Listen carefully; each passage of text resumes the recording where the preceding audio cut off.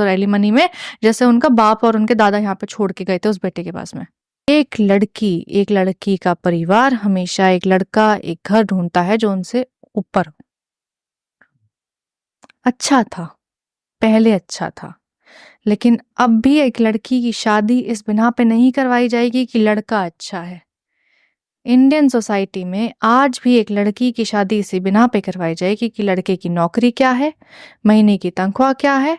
आजकल तो नए टैंट्रम्स आ गए कि बैंक स्टेटमेंट भी चेक करते हैं, पापा की भी बैंक स्टेटमेंट चेक करते हैं कि ससुर के बैंक में कितना पैसा पड़ा हुआ है, प्रॉपर्टीज कितनी है, लैंड बैंक कितना है, कार्स कौन से इस्तेमाल करते हैं, कार्स के साथ ड्राइवर है या नहीं है।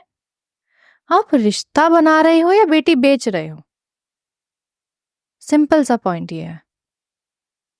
एंड मेरे को एक बहुत क्लियर स्टेटमेंट ये लगता है कि जो लोग ये सब देखते हैं उनके दिमाग में सिंपल एक बात रहती है कि जब रिश्ता तोड़ेंगे तो आधी प्रॉपर्टी इधर करनी है, क्योंकि रिश्ता तोड़ना बहुत आसान है।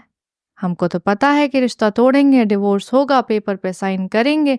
जो रिश्ता पूरे समाज, परिवार, भगवान को साक्षी रख के बनाया गया था, उसको तोड़ने के लिए कागज की जरूरत लगती है, जस्ट अ सिग्नेचर।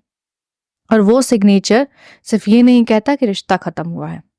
आपके समाज में इज्जत खत्म होती है, आपके इमोशंस खत्म होते हैं, आपका जो उस रिश्ते के अंदर जैसे कहते हैं ना, एक खुद को जो आपने इन्वेस्ट किया होता है वो खत्म होता है, सब कुछ जाता है। और उस सब कुछ के साथ साथ जो एडिशनल जाता है ना बोनस में, वो जाता है आधी प्रॉपर्टी, मेंटेनेंस, एलिमनी।